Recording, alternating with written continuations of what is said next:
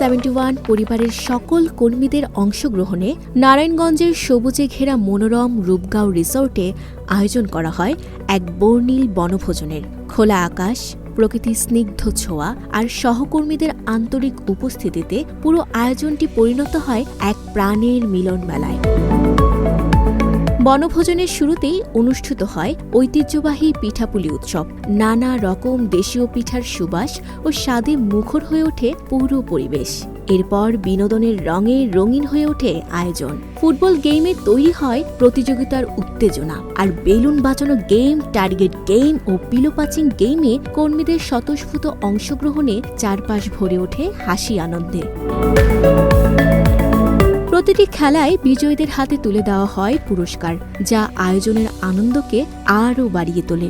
এই আনন্দঘন পরিবেশেই কেক কেটে উদযাপন করা হয় News/71 এর জনপ্রিয় আয়োজন ফ্ল্যাশ টক সিজন 3 এর সাফল্য।